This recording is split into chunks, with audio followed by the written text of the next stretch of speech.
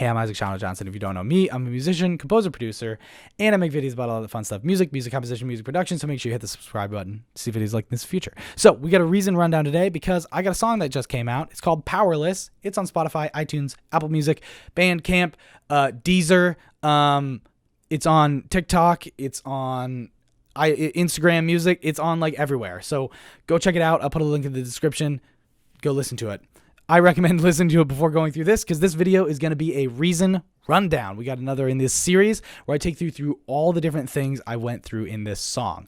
So that's going to be what the instruments are, how I created the instruments, how I synthesized them, how I mixed it, and some theory stuff at the end. Not a whole lot of theory stuff, but that's what we're going to go through. So buckle up, get some popcorn, get a snack, get ready, take a seat, and let's get into it.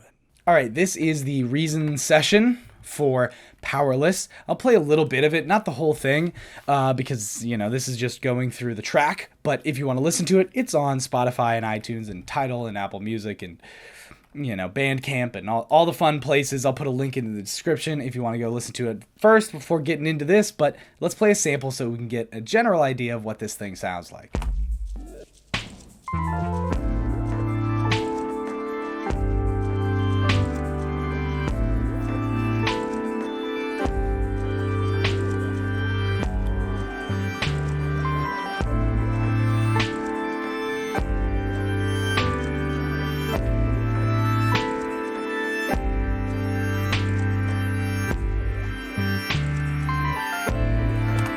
All right, so that is the general idea of the song. Let's get into the instruments first. So down here, we got this instrument called Glitchy. It's basically just sounds from a sample pack, I think, from Andrew Huang or Cuckoo. I'll put a link to both of their channels in the description because I love their sample packs, but this is basically all it is this one sound.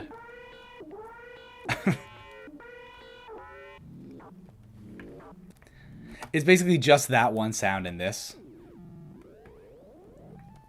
So, not a whole lot of stuff. No effects on it. We'll get into all the effects later. But next thing is castle sounds. So again,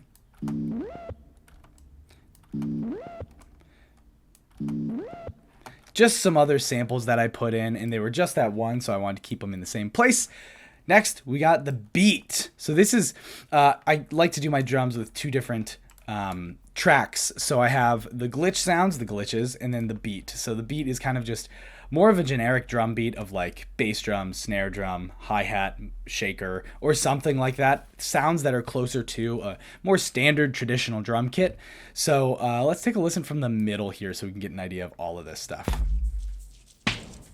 We'll zoom in.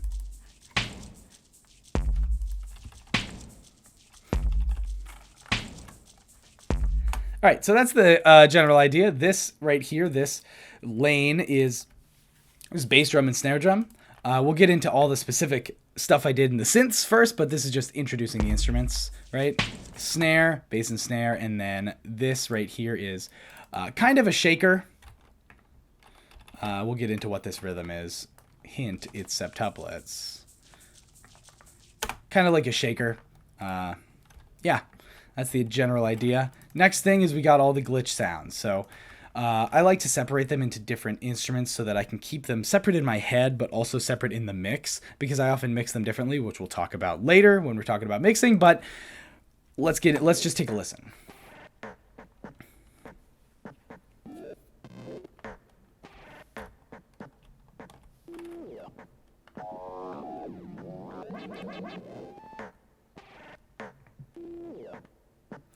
And when I play these in, which I do play them in almost all the time, I play them in like to go along with the beat. So if we start from here, we'll hear how they sort of interact with each other.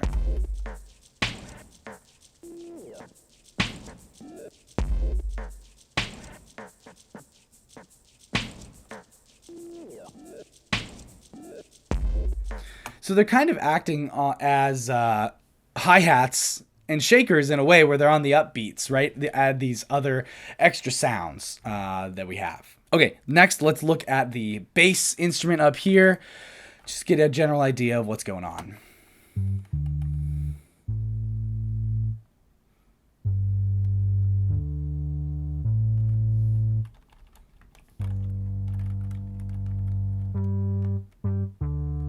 So that's the general idea. You can hear it better in the actual song. Again, this is the unmastered version. My friend Nick Calapine mastered these. Did an awesome job. So, a couple things. Here, this is a filter. So, the filter is really, really closed right now. Right? Real warm. No highs at all. If we take it over here, lots of highs. Real raspy. Right?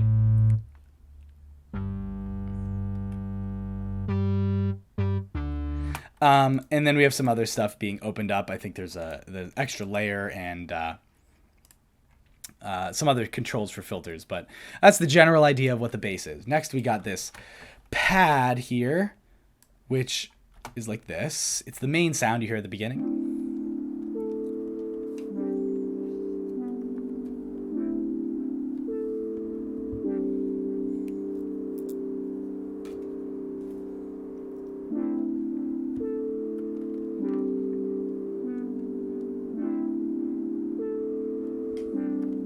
All right.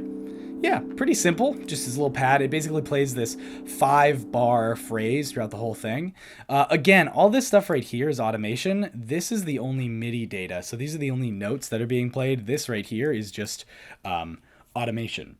So it's changing stuff like filters and another layer, I think, in an octave, right, being added here. That's what this is. Slowly. I have another video about filters, how you can use filters to go from a track to a full song. I'll link that up in a card, but go check that out. I love to use filters to open up the sound as you play it. So over here, filter is pretty closed, right? The filter is real closed there. If we skip to the end of the song, it almost sounds like this whole different...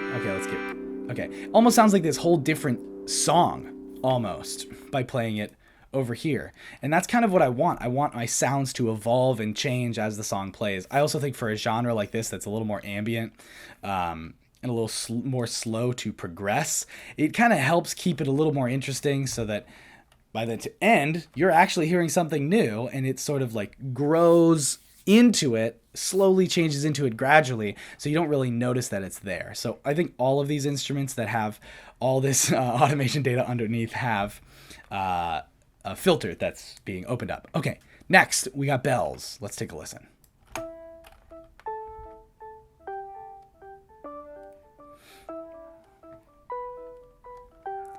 So outlining the melody, but without getting too much into the theory and composition stuff, let's take a look at end.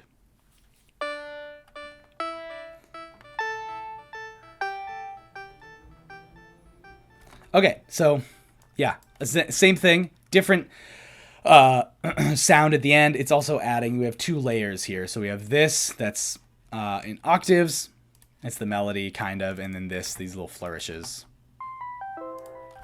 And one thing I like to do, we'll talk about with mixing, is left and right. Channels, I have these 2 different channels for bells, left, bells right, because I want it to be a little wider, a little thicker of a sound. All right, that's bells. Next stuff, high stuff. So normally I don't keep these as like, you know, PG, the names. Normally they're not quite as PG, but I know some of my students follow me on here, so what's up to you if you're watching this. But I did want to change them so they're a little more appropriate. But high stuff, left and right. Let's take a listen to what we got. This is like glitter. Ooh, nothing at the beginning, right? Basically closed filter, so you can't even hear it. I love doing this as an effect. So let's take a listen to the end. We can hear it better. There we go.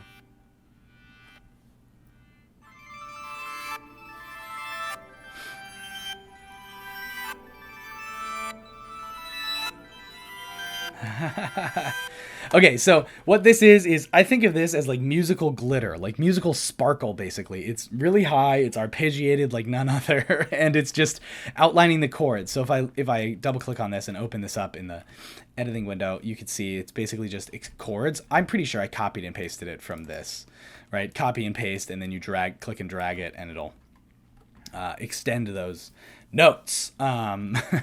Yeah, so same thing. I think the filter is rotary 3, I believe, or rotary 4. I probably have 2 filters. So one filter is really closed here. That's why you can't hear it at all. I like doing this as an effect where you start to hear it maybe in here. Yeah, the reason I like to do that is because then it has this effect of like you hear it when it starts to really become prominent, but until then you don't really notice it, and you don't really notice when you start to notice it. Almost, it's like it's sneaking up on you. So you're like, oh, when did that get added? That's been there, but when did it get added? I don't know. And it's a quick way to make that effect, a really cool way to make that effect. Porter Robinson does that in a lot of his tracks. Goodbye to a World, especially. There's this quarter note triplet figure that's just playing these da dun da da da da da da da dun da da things. This figure going up. I think it's F sharp, G sharp, and A, and it starts early with a filter that's really closed, and then as it goes, you hear that filter opening up, and slowly you hear that layer being added, but you're not quite sure when you hear it. And if you listen really closely to the song, it's basically at the very beginning of the track. It's just really, really, really low and really filtered and really quiet. It's a fun effect to add. And then the other thing is this. So this is also a filter, but what it's doing is it's basically on the quarter notes. So, it's on half notes. And what this is doing is sort of creating a sidechain compression effect.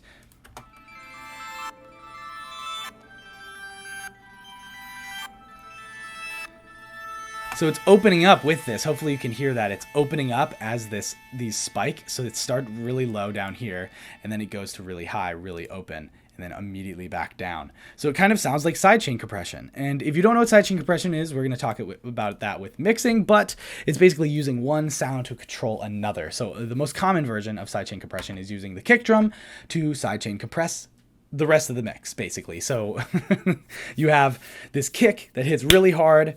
Everything gets lowered in volume because of that kick, and then it gets released and it opens up again. It's what creates that like pumping sound in EDM music, especially. All right, next thing, we got higher stuff, L and R. So this is another arpeggiator, basically.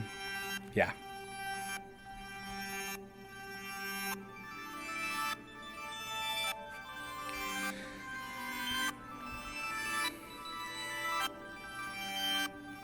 So basically the same idea, sidechain compression effect, that I'm sort of faking a sidechain compression effect. And then we have one of these is a filter, it's probably rotary 4 or something.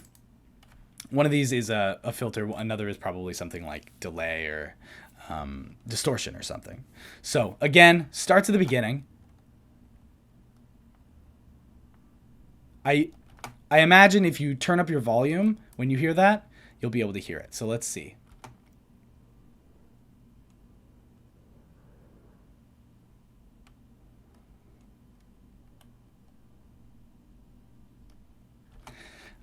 I bet you can hear that if you turn up your volume really loud, but be careful because you're going to have my voice before and after that. Okay, next thing. These two are to be played together, right? When you hear them together, you can get a little more glitter from it.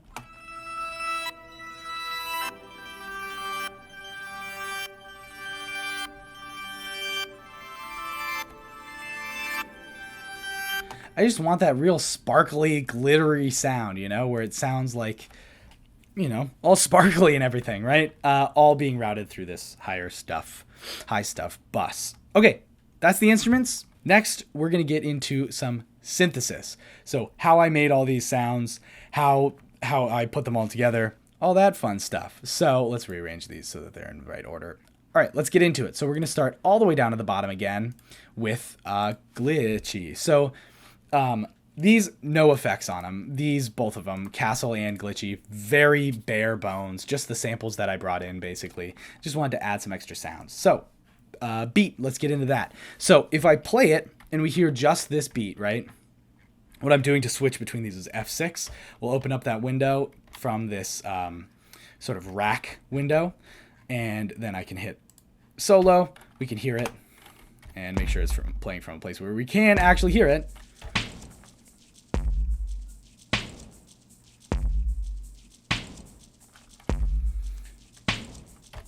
Okay, so we're mainly hearing these shakers, which are samples from an Andrew Huang sample pack. 2 of them. One of them is coffee, and then another is slime. So coffee and slime. I wanted them to have 3 different sounds for a shaker, because if you have one shaker sound, it kind of gets really, really repetitive. Some people actually use a loop of a shaker, of somebody actually playing a shaker, to play it, which you can do. I think it's a great idea. Next, we got the kick drums. So the kick drums are a sample from Andrew Huang, slime again, and then we got an 808 kick drum. So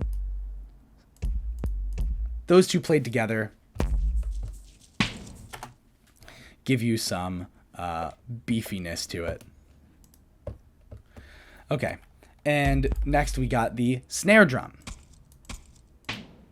So 808 snare drum and snare drum from Andrew Huang. Right? I want it to sound like you're jingling keys or something, so it's a little more unique than just standard snare drum. And all of them are going through this this compressor down here. And then we got them, some of them have some effects. So these have, this one has noise and a filter set to it. Just cut off some high end, add some extra noise to it. And then next one, overdrive, add some distortion basically. This overdrive adds some distortion, and this is just a compressor to make it a little punchier. Now, those don't have any effects. Okay, so what is this thing? This thing is how I do my sidechain compression, which we'll talk about when we talk about the mix. Next is this mixer, just putting everything back together, and a compressor to make it a little punchier. Fantastic. Next sound, we got glitches. Let's see how I made those. So these, what I like to do is when I'm making drums, I like to add lots of different sounds together and then just kind of play with them on a pad here, a beat pad that I have here, to play with some different sounds. And all these are just from a Castle sample pack. That's a long one. Okay, so these sounds are basically just from this Castle sample pack. I'm not sure who makes this sample pack. I think it's Cuckoo, but it might be Andrew Huang. I'm not entirely sure. But I put a whole bunch of them. I don't actually use, if I press F6 again, and then we listen to just the glitches, I don't actually use all of them.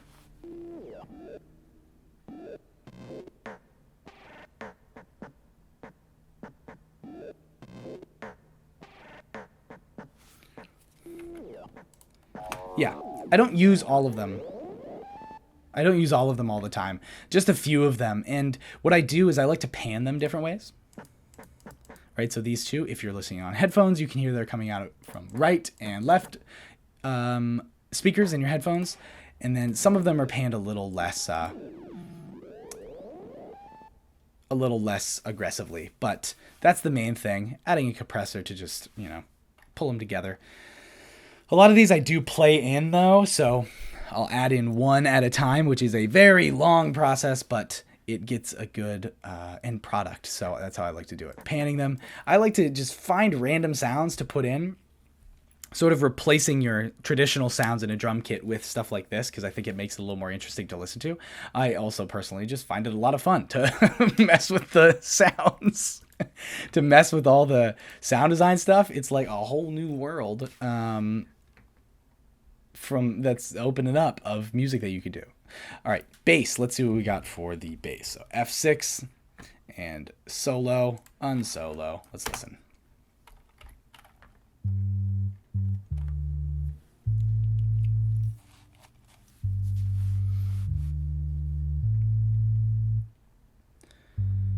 Yeah.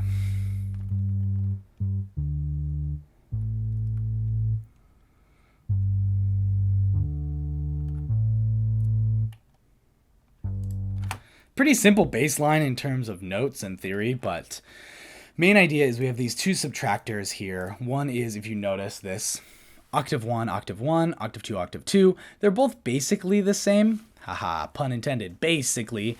Waveform is triangle wave, triangle wave. I don't know what 7 is. It doesn't show on subtractor, but it's just a harsher waveform that I like to add to it. Adding a little bit of noise with this button right here. Adding a little bit of white noise basically to the sound, just to give it a little more interest, make it not just a waveform. And these are in different octaves, so they're going through this spider merger splitter. Now what I'm doing here is I'm pressing tab to flip it around here, and what this is doing is one of them is going through here, right? One of them is going through here, and the other is going straight into this mixer. So the way I like to do my synths is I like to do them through something called parallel effects processing. So I have another video about stuff related to this with making synths and how you can learn to make your own synths sort of in the same way. I'll link that in the card as well, but it's basically just you have one sound. Parallel effects processing is this. You have one sound, you duplicate it, and then add an effect to that other sound. So you're hearing the dry sound, the unaffected sound, and the wet sound, the affected sound. So that way you can have multiple different sounds being played together, and it gives you just sort of a warmer sound than just having one sound that you add 3 effects on top of, because that can, in a lot of ways, just makes it sound a little thinner than doing this, because you have that like really pure sound as well as your affected sound. So what I'm doing is, this is the, unaffected sound, the dry sound going straight into this mixer. This one is the affected, or effected, I guess, sound that has the effect on it, going into this spider merger splitter. What this does is it'll take the sound and basically duplicate it however many times you need. So here, I wired it really strangely, but it's basically just going, one of them is going here. So I have dry sounds from both of these. I have this dry and this dry. And then this part, which is the higher octave, right? Second octave, is going through scream distortion and filter. This is here. I must have added it and then muted it. It's muted right here. So there's no delay, which makes sense. Delay on a bass kind of just sounds, you got to be really careful when you use it, because it can make something sound really muddy and just really busy and not in a way that you want a lot of times. So be careful when you're using delay on a bass. You have to use it very intentionally so that you really get the sound that you want, because otherwise it could just sound a little messy. So I muted that one, but distortion is being added, filter is being added, and the filter is not being added, sorry. The filter is just adding on to it afterwards. So it's basically just this scream distortion that's being added to this sound, where you have raw sound here, sub bass. Yeah, that makes sense. So this is a lower octave. And then the effected sound is this right here. This sound with these 2 effects. So we have raw version and distortion version. And what I'm doing with this one is, and a lot of the sounds, so this is good to explain here, is if we look at this, we have this modulation data. Let's take a look. At the beginning, where are the knobs? The knobs are, all the way down, right? Knobs are all pretty far to the left. If we go all the way to the end, we have this different sound, basically. So let's take a listen to it. We have this at the beginning. That's just the sub bass, I'm pretty sure, right?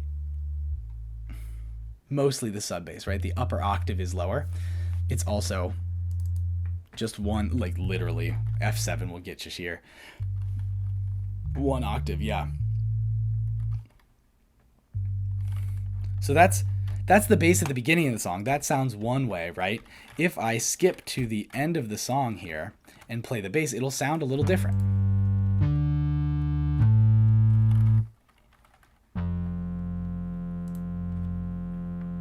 Ooh, yeah.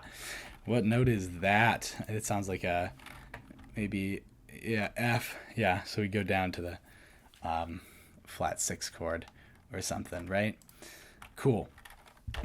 Okay. So that's the bass. 2 of these. And the attack is fairly low, so it's a really abrupt sound on the envelope over here. Envelope, amp envelope. The sustain is all the way up, because once you hit that key, I want that key to play as loud as it can, and then the release is just a little bit, so it's not too abrupt at the end, but something, right? And same thing with both of them. They both follow that pattern. So I think I have 2 filters. I have this filter here. I think I'm also controlling this filter in the middle here. If I'm not controlling it like through the song dynamically, then I think it's just I set the level of that at the beginning and then left it there. All right, next one, pad. So pad is, this one's basically just, the sound that you hear at the very beginning of the song. Again, I want to notice the modulation wheels here. Oops, didn't play it. Okay. Notice these wheels up here, these dials, these, what am I trying to say? These automation wheels up here that I'm changing. They're not mod wheels. Why am I calling them wheels? They're automation knobs. So these automation knobs up here, look at where they are now as opposed to at the end of the song. Very different, right?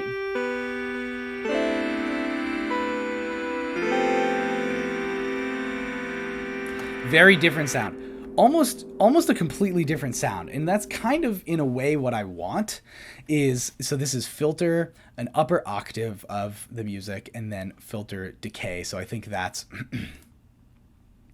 yeah, it's the filter in the envelope. So the envelope filter. I think that's like adding some like smack to it. So filter envelope. Amount, yeah. Just changing the sound a little bit. And I kind of want to have that feeling where the beginning of the song, you have these one sounds. At the end, you almost have these different sounds in a lot of ways. So this should be the same as the bass, I think, except with slightly more effects. So both subtractor, love subtractor. The way I start with it is I reset it and then I program everything myself because I like to be super nitpicky about all the sounds. So triangle wave, waveform 7, or I guess 6. I don't know. It says 7, but waveform, triangle wave, and then 7 here. Both the same thing, except notice octaves are different again. So 3 and 3, 4 and 4. Adding some noise.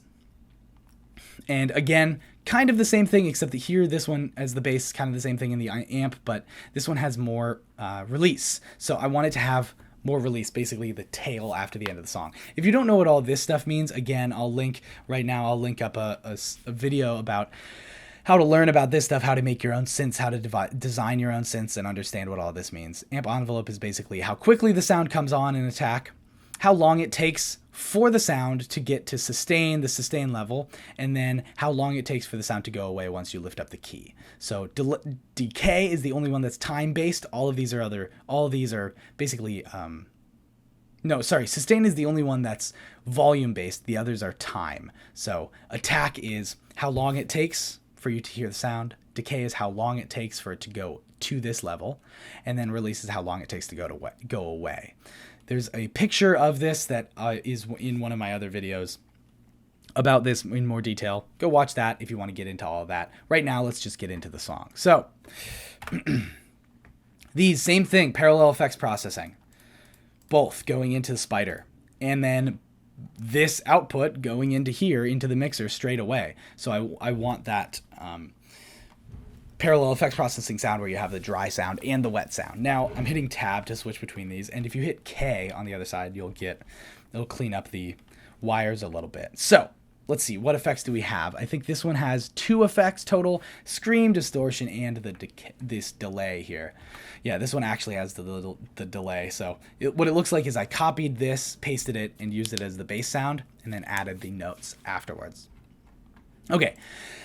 Distortion being added, if we just listen to the sound without any of these effects, this is what we have. So no effects whatsoever. Let's get rid of that fuzz and the delay.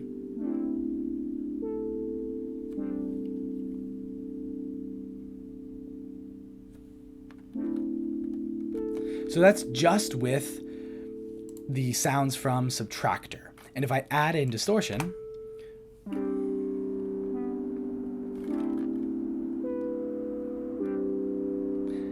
and delay,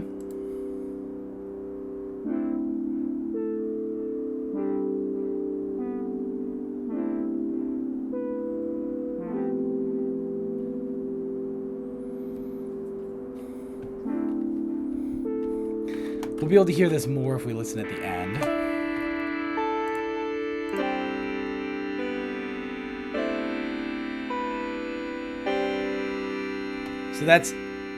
So that's only with the sounds from Subtractor. If I add in distortion, we gotta get a sound here, yeah.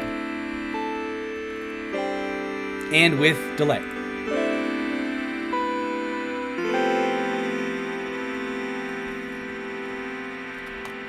So just adding some more interest, some more depth kind of to these sounds, more details to these sounds. And then at the end of this chain, this mixer is going straight into the filter because I want to be able to control it, pull it back at the beginning, and then open it up as it goes. Compressor to sort of tame it, bring it all together, because we have all these different sounds that I want to be able to pull in.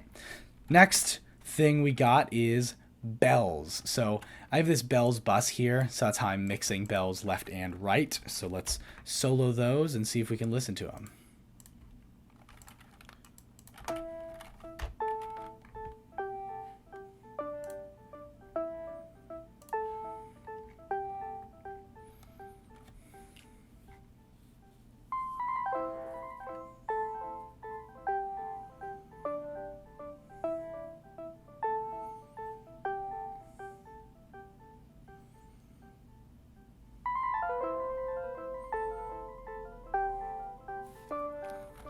Okay, so that's the bell sound, at the beginning at least. If we listen to it at the end, it'll be slightly different again because I have those filters opening up. Pull back here.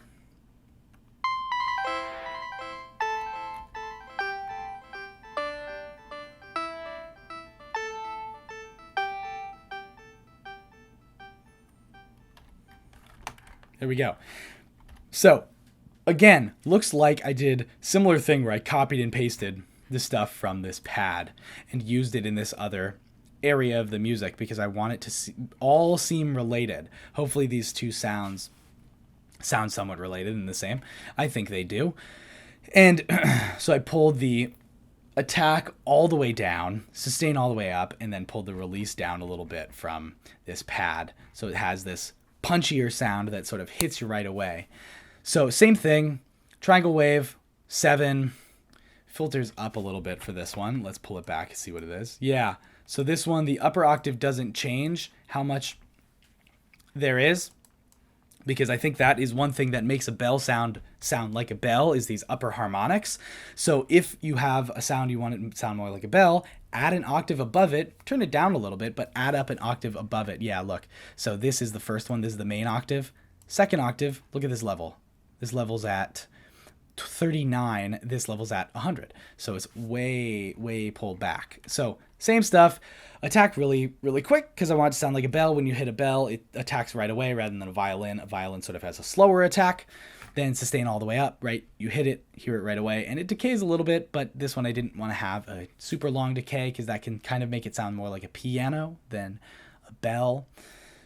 Bells sort of have really quick attack and then a tail that decays really quickly, then goes away. But that's what we got. Same thing, parallel effects processing, going into this unit here, the Spider Audio unit, into here, parallel effects processing, right? We got this dry sound, and then scream, distortion, and delay.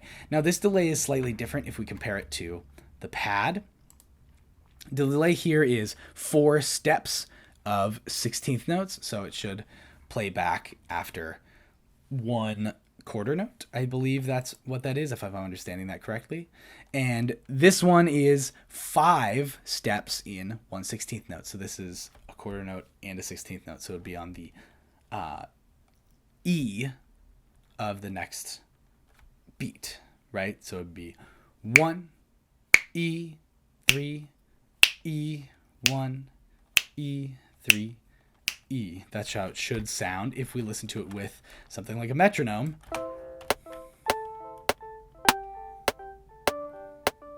Yeah, so it plays back on the E, and it's a little fast for the metronome, but it's sort of like a halftime feel in the song, which we'll talk about later. Okay, so distortion, adding some punch, some sort of like dirt kind of to the sound, and then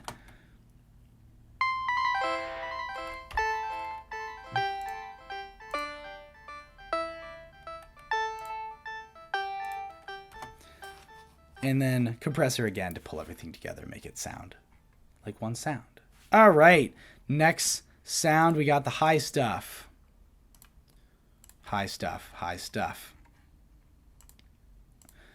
Okay, So these are the arpeggiators. Again, I think I just took that same sound, subtractor, triangle wave 7 and 2 different octaves, took it and put it into this arpeggiator here. So there are 2 different arpeggiators happening. They should have, there we go. They should have 2 different effects, 2 different types of arpeggiations on them. So they're both set to random, but this one's set to 64th notes. This one's set to 32nd notes. This is 3 to 1, so it plays this one specific pattern. This one is 4 to 2, which plays this other specific pattern. And then this is both 2 octaves so that they go real high. And same thing, parallel effects processing. These are all of the same stuff. So these are basically, these sounds, these adjustments are basically just the bell sound, but slightly different. Again, with this second octave slightly higher. So let's take a listen to what these are. High stuff. Go over here.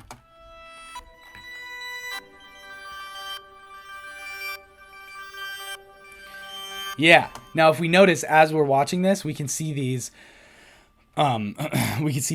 knobs turn, right? Filter is going down and up, down and up. So is this master level on this line mixer here.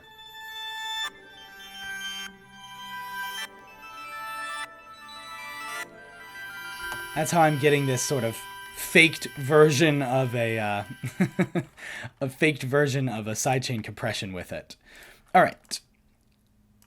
And higher stuff, again, same thing, just different arpeggiations for this higher stuff. But let's take a look so we can get a full idea of what's all going on in this song. Oops, can't hear it, can we? There we go.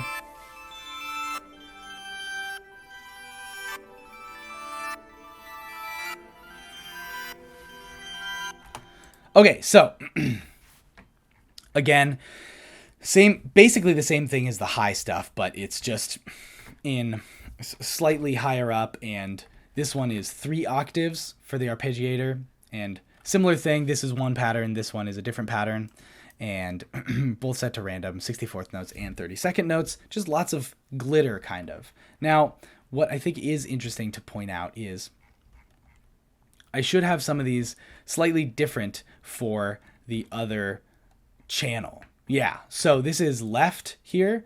Notice 3 octave, 3 octave.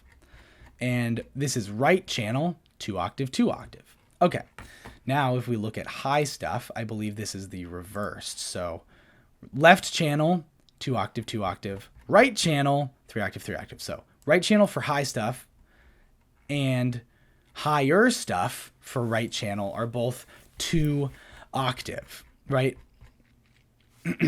So slightly, what am I trying to say? Slightly similar thing going on in both of those. And then high stuff L is octave 2, and higher stuff L is octave 3. Yeah, that makes sense. Okay. It's just like random stuff that you add when you're making music, kind of.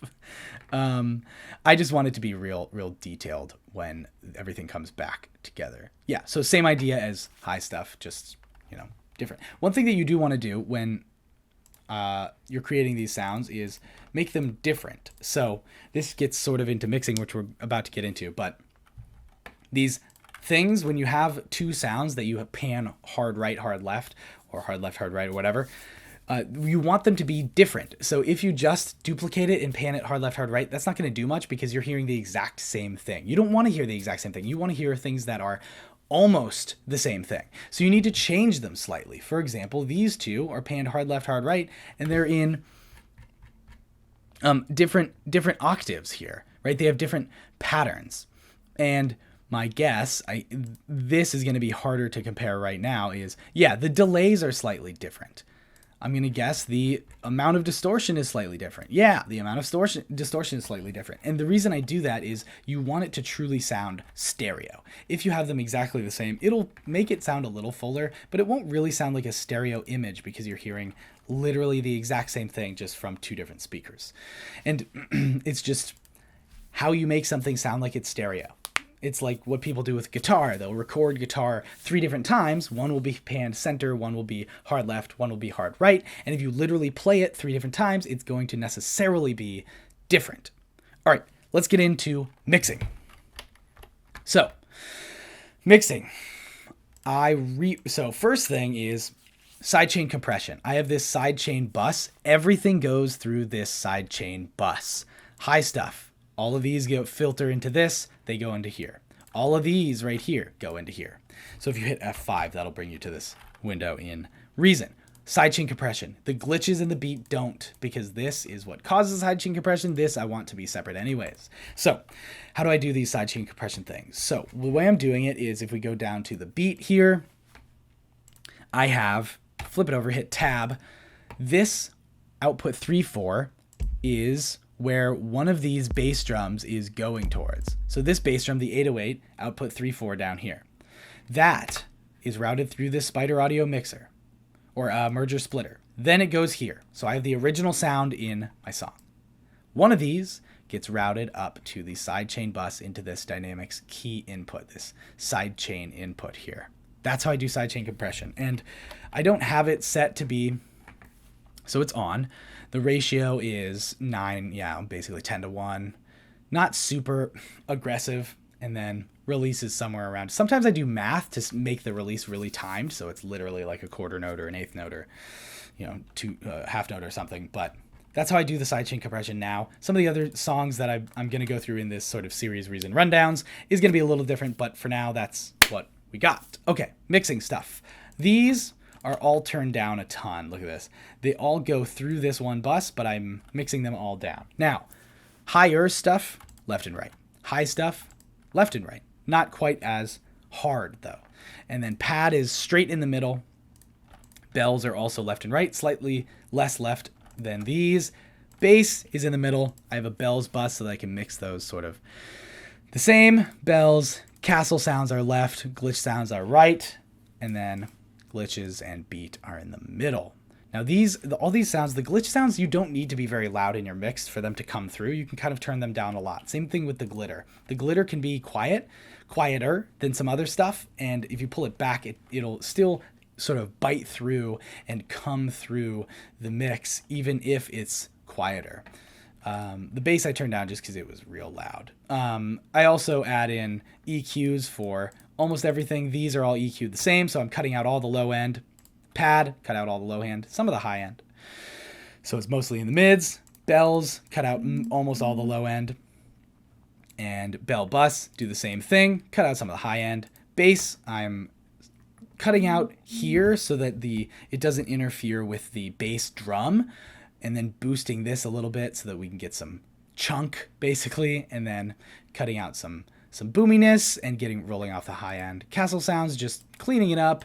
Sidechain bus, nothing, and then this, just cutting out this so there's space for this bass drum, and then this is where the bass drum is. So what I do is I cut out the low end on basically everything and sort of cut out here on everything so that this punch can be straight from the bass drum. I think it as far as I've found, it helps you get a bigger bass drum, but that's what I like to do. All right, that's mainly it for the theory stuff or the mix stuff. I am not super fancy with my mixing, but I do like to do some stuff. All right, theory is basically just a loop over and over and over again with this melody doubled here. It's kind of like an A minor add 11 chord, and then a G suspended chord to a G major chord, and then A minor add 11 to G suspended, A minor add 11, G suspended to G, A minor add 11, and then this one is also G, but at the end we have an F chord somewhere. Let's find that. Yes, we have an F major add sharp 11. So in here, F major add sharp 11 add 9. I don't know if there's an E in the chord, so it's not really an E major 7 with 9 and 11 sharp 11. Sustained here. These, though, I do want to point out, these, I kind of did a little funky theory thing here. We have a group of 3, then we have a group of 4, so these are 8th note triplets, 16th notes. Then we have some more 16th notes, but I think here we have 16th notes and a 16th note triplet. Yeah, and then these are 16th note triplets, basically, and then we have 6 notes, but they come back a little farther. And the last one is just a wash of a whole bunch of notes. I wanted it to sort of create this forward movement into the song that you're hearing when it pushes you forward, because these are all slightly getting faster, literally, as they go, sort of creating some tension that gets resolved. And the bass is basically just outlining the root notes, so A, G, D, A, F, all that stuff. Not a whole lot of fancy stuff in the bass. This is cool, though. This one is cool. I have septuplets here because I wanted it to sound sort of like I have a layered 7/8. 1, 2, 3, 4, 5, 6, 7. 1, 2, 3, 4, 5, 6, 7. 1, 2, 3, 4, 5, 6, 7. 1, 2, 3, 4, 5, 6, 7. 1, 2, 3, 4, 5, 6, 7. Yeah, that's basically it for theory. Not a whole lot of fancy theory stuff. It's just basically a four-bar loop. Most of the fancy stuff is the production. That's basically it that's going on in the song. Yeah. And this, I have 2 different reverbs, M convolution reverb and then an M charm verb. One is a convolution reverb, one is an algorithmic reverb. Just, adding some room noise to it so that it sounds like it's in a proper room. That's basically it. All right, that's it for this video. Hope you enjoyed it. Hope you found it useful. Hope you learned something about music. If you did, hit the subscribe button, hit the like button. And as always, thank you for watching. I'll see you next time. Peace.